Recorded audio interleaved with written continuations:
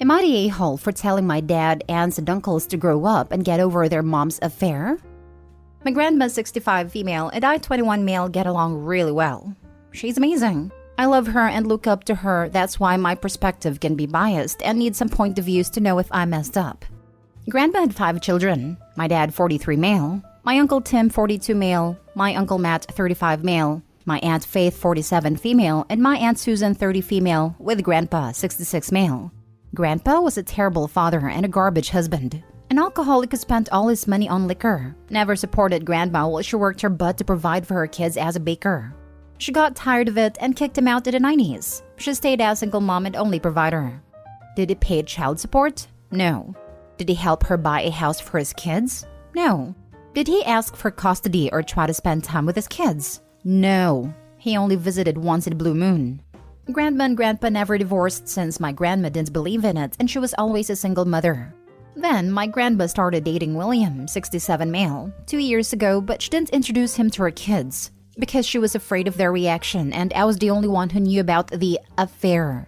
Grandma announced that she was moving to William's house this past July and everyone was furious and started accusing her of cheating and that she was choosing her affair partner over her own kids.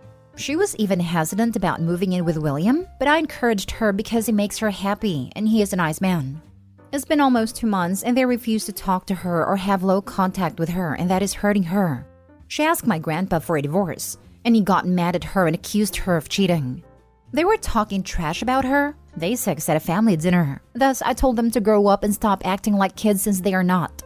I told them that they should be happy about their mom's happiness because that woman dedicated her life to make life easier for them. And it's so unfair that they crap on her while praising my grandpa, who had girlfriends by the way. They all called me the a-hole for not taking their feelings into consideration and they say that something doesn't feel right about their mom dating at this age. They accuse her of cheating, but that isn't cheating. They haven't been together for around 25 years. My grandpa had a couple of girlfriends. And yes, they were mad at him too, but it's time to grow up. Am I the a-hole for telling them to grow up? I think they need to understand that their parents ain't getting back together, in case they have a hope, and that grandma has a right to be happy. I mean, she did her job already without any help. Now for the top comments. Not the a-hole. Legally, they're separated. Unfortunately, your grandma will have to divorce grandpa if she does want to have a marriage between her and William, recognized under state and federal law. It's not an affair since they're separated. Not the a-hole. Your dad, uncles, and aunts are childish and are acting in a selfish way. Your grandma has the right to be happy at any age. As you said, this is very far from cheating, since your grandparents split up over 2 whole decades ago. Your family needs to accept that and let her have some joint happiness in her life finally, when she can focus on herself instead of focusing on raising 5 kids alone. I feel sad for grandma to realize that she raised such ungrateful a-holes. How utterly disappointing for her. Could they even name one instance where their father did anything of significance for them? Not the a-hole. I bet it's not even the cheating so much as it is that she has someone in her life who gets some of her attention and they want it all. That cheating is just an excuse. Not the a-hole. Not the a-hole. Your grandparents have legally been separated for 25 years, and your dad and his siblings bear being ageist by saying at 65 your grandma is too old to date. Personally, I'd be telling them the statistics about STDs in the senior population. The geriatric population really likes to get it on, you know, seeing as they don't have to worry about anyone getting knocked up. Those senior living communities and nursing homes are just as much more wrinkled version of Love Island. And your grandma still has 20 years to go before she hits that crowd. I'm not at all kidding. Look it up. Old people are really into lots of casual hookups. You are 100% right on this. You are awesome for having your grandma's back. I hope your grandma and William have the best golden years together, and that her children all get their heads out of their behinds and grovel at their mom's and William's feet for being pricks. Can't confirm on this one. Here in the UK, there was a whole mini epidemic in care homes for the elderly with syphilis, chlamydia, and gonorrhea. Next story. Am I the a-hole for asking my mother-in-law to leave our wedding because her perfume was bothering me? I just got married to the love of my life. I've usually got it on pretty well with my in-laws. Usually, my mother-in-law doesn't wear perfume, or at least not any that I've been able to notice. My wife had her mother be her matron of honor, so she was standing with us up front. It was a small area, and with her right next to my wife, I was able to smell her perfume. Shortly after the ceremony started, I started to get watery eyes and sniffles. Our ceremony was supposed to only last 20 minutes max, so I thought I would just push through unless it got worse. It didn't get worse until after the ceremony when new mother-in-law hugged me. Itchy eyes, itchy throat, and headache got added to the mix. My wife asked if I was alright, and I told her I think her mother's perfume was getting to me. We had someone go get some allergy medication. I took one, but it didn't do a whole lot, and I started to feel out of it. Get to the reception, and we started to do our photos, and I couldn't do group photos with my mother-in-law in them. I told my wife we needed to figure something out because my symptoms weren't letting up, and I didn't want to be out of it from taking more meds for our reception or have to leave our own reception. My wife asked her mom to keep some distance between us to try and make it easier for me. It didn't really. The perfume followed her like a damn cloud. Then my wife asked her mom to try and wash wherever she dabbed her perfume, but mother-in-law said she hadn't dabbed it on. She spritzed herself so it was on her dress too. At that point, they said they were out of ideas and there wasn't anything we could do. I said there was one more thing, and suggested that maybe mother-in-law leave to change her dress and then come back, or even just go to a nearby thrift store or something and get any kind of clothes. I'd even pay for them. I asked my mother-in-law to either please to do that or to leave, and would visit later with cake because it was getting to the point that I would have to leave. My wife and mother-in-law objected to this because my wife wanted her mom there the whole time. I understand the day was big for my wife and she wanted her mother there. And I wanted her there too, but I wasn't able to enjoy my own wedding. I wound up sitting outside with some of my family and groomsmen. I started to feel better, and when I did, my wife came out and asked if I'd be going back inside then. I told her not so long as her mom was still there and hadn't changed. That night ended with my wife spending our wedding night at her parents' house. Am I the a-hole for asking my mother-in-law to leave? Edited to add, yes, my wife is aware of this. I had a similar reaction to a perfume she bought before. This was the only third time I've had a reaction that bad to perfumes. My wife and mother-in-law objected to this because my wife wanted her mom there the whole time. But your wife didn't want her new husband there? Oof. Definitely not the a-hole. Bad situation, but you were being reasonable. Mother-in-law should have gone and taken a shower and returned with clean clothes. Wife is being unreasonable. I hope you didn't sign the wedding papers yet. I actually had an allergic reaction to the flowers in my wife's bouquet. But since the wedding was outside, it didn't hit me until days later when we were driving away from the hotel with a bouquet in the car. There wasn't a viable option for sealing it up, so we ended up tossing out the bouquet. Mother-in-law sent over a vase of flowers a few months ago with the same flowers. I didn't even realize it was the same flowers, but within a minute of me being in the same room, I was wrecked. Not the a-hole. I can't believe your mother-in-law and your new wife would be so selfish. You struggling to breathe and simply be at your wedding is wildly messed up when mother-in-law had opportunity to just buy a new outfit or come back later. Next story. Am I the a-hole for refusing to let my daughter be in wedding photos? I, 30 female, have a daughter, Lily, 5 female. My brother, James, 32 male, and his wife, Brittany, 26 female, got married in July. I was friendly with Brittany before they were dating/engaged, but we weren't friends. James and I are very close though. When James first proposed to Brittany and they started wedding planning, it was made very clear to me that Lily and I would be part of the wedding. Throughout the wedding planning process, it was reiterated that Lily would be a flower girl and I would be maid of honor. A few weeks before the wedding, Brittany came to my house to talk to me. She explained that her family had raised concerns about kids attending the wedding, and Brittany/James have decided to make the ceremony child-free, but that Lily was more than welcome to come to the reception. I tell her something along the lines of, "Okay, it's your wedding. I love my brother, so I'll do whatever he asks of me." Fast forward to the rehearsal. We line up and everything is going as expected until Brittany's 3 nieces, 5 female, 7 female, 8 female, walk in as junior bridesmaids. I'm confused and slightly annoyed, but whatever. After, James pulls me to the side and says that Brittany was worried that Lily would accidentally ruin the wedding with a temper tantrum, and that's why they lied about the wedding be child-free. I explained to James that this really angers me, and it hurt that they think that about my child. But it's fine. I had already arranged for my friend to watch Lily during the ceremony and then meet me for the reception.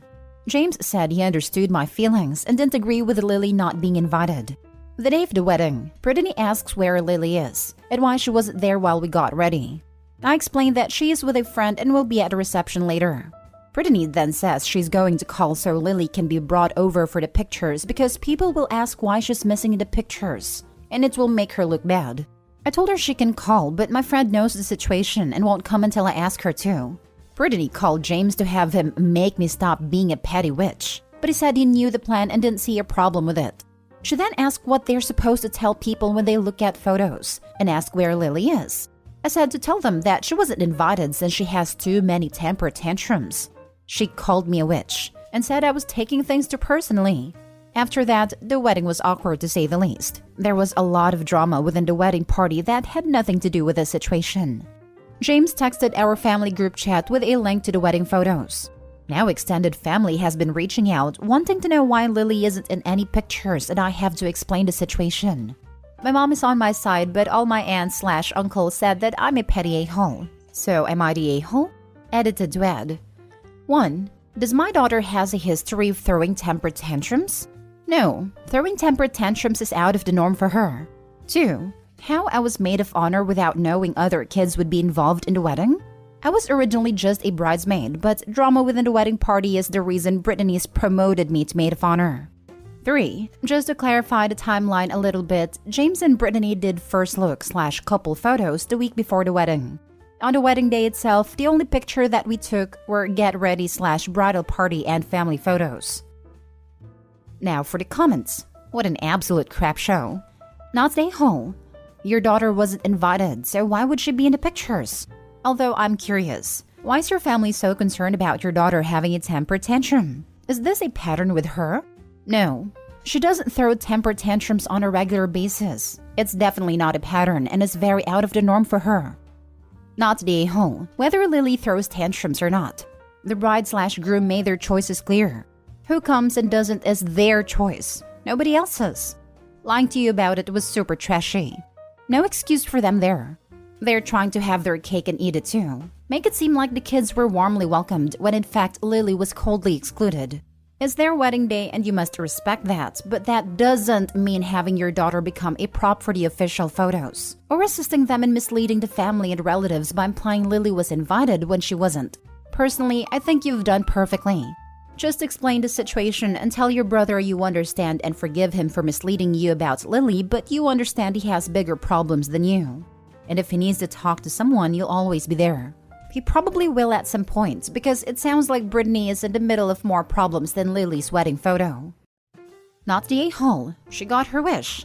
Lily was not at the wedding and was at the reception, which is why sometimes we have to be careful what we wish for. The photos represent things perfectly. Now for the last story. Am I the a-hole for sending the police after my ex-brother-in-law after an heirloom got lost? My ex-husband and I had a son, 11 now. 4 years ago, we divorced and he moved into the outhouse of his aging dad. Then last year, my ex died of a sudden stroke. Our marriage ended on good terms, so at the funeral, my ex-father-in-law offered us to come over and look through my ex's stuff to see if we wanted anything. He also said that we should take our time as it's not going anywhere. It took us 6 weeks to gather the strength, only to realize that most of his stuff was already gone. We asked my ex-father-in-law about it, who was as surprised as us. He explained my ex's brother was there a couple of times to check on the house and occasionally get some documents. After a lot of pressing, my ex-brother-in-law admitted that he sold or threw away most things to prepare the house to be rented out.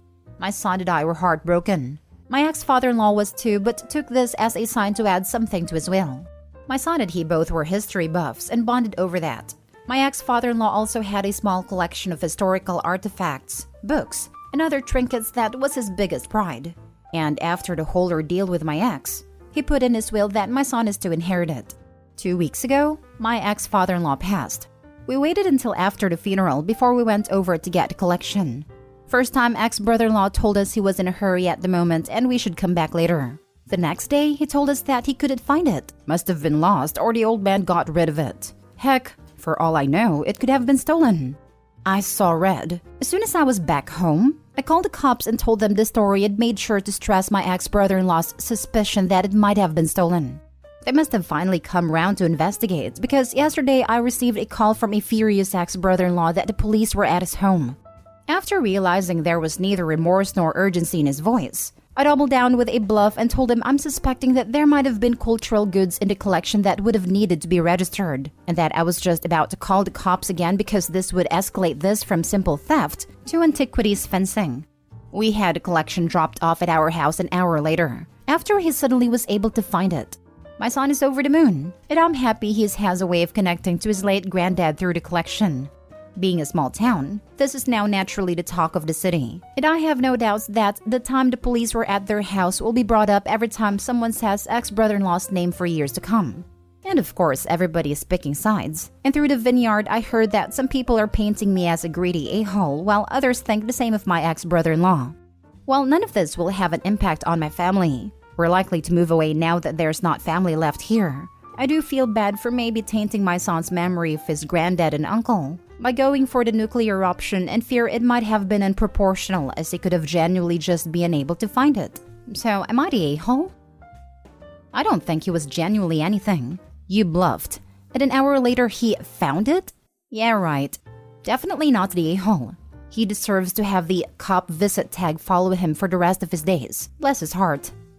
It's so weird how people can complain about others making them face consequences for their actions. But those consequences are 100% normal and expected.